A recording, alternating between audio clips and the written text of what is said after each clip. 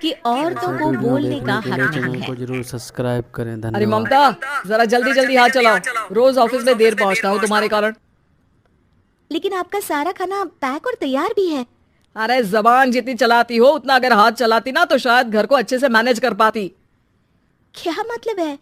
क्या नहीं मिला आपको? मोजे मोजे कौन देगा? ममता भागकर पति को मोजे देती है। वो हर किसी का ख्याल रखती, लेकिन उसके घर में रोज का रोना लगा रहता। अरे माँ, आज स्कूल में टीचर ने मुझे फीस के लिए डांटा। माँ, मुझे अच्छा नहीं लगता कि स्कूल में फीस के पैसों के लिए मुझे कोई भी बात सुनाए। अरे पर बेटा, ये तो पापा करते हैं ना, सारा ऑनलाइन। मुझे तो इसकी जानकारी भी नहीं है। हाँ हाँ, बना लो बच्चों के सामने मुझे बुरा। अरे करता तो मैं ही हूँ, माना, लेकिन मुझे कोई सपना थोड़ी ना आएगा कि बच्चों की फीस जमा करनी है। अरे बताओगी तो तुम ही ना। ममता की अब ये आदत में शुमार हो चुका था।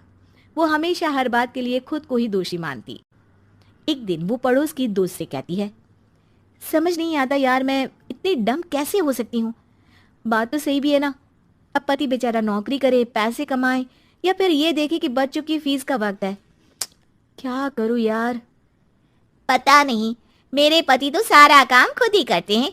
वो तो कहते हैं कि तुम थक जाती होगी, सारा दिन घर बाहर बच्चे। तो अच्छा, ऐसे भी पति होते हैं क्या? अरे क्या बात कर रही है? भाई साहब कभी तुझे किसी बात के लिए सुनाते नहीं? किसने कहा नहीं सुनाते?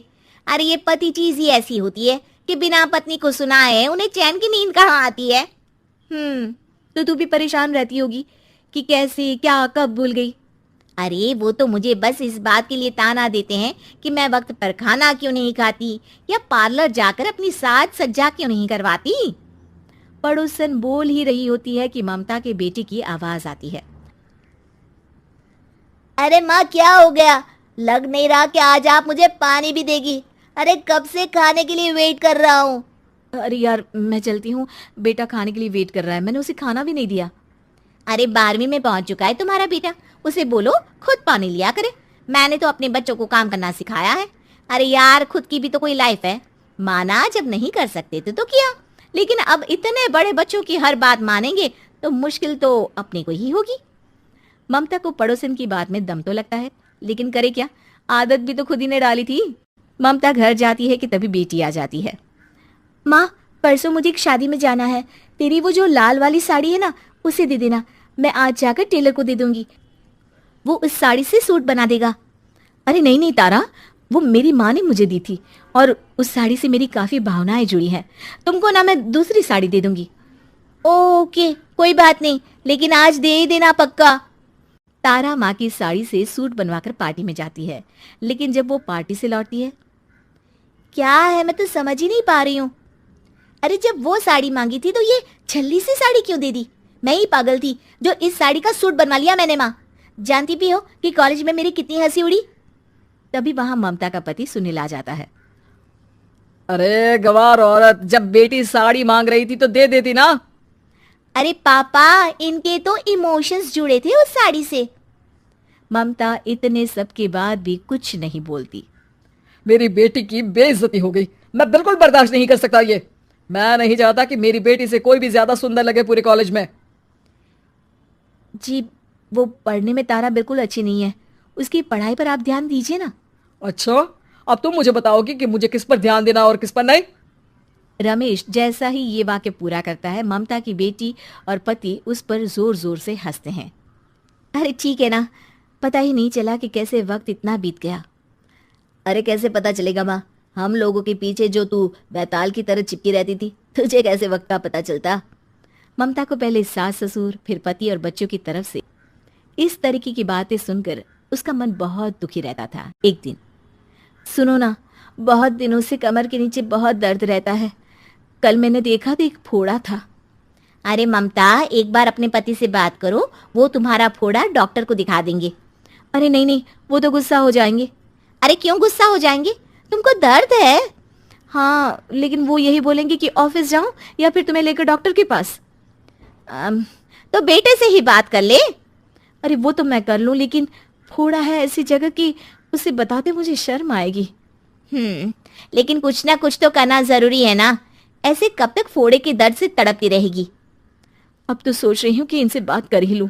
वरना दर्द के मारे कहीं मर न जाऊं। लेकिन शाम को, ममता, क्या किया तुमने आज? खाने के डिब्बे में कैसा खाना दिया था?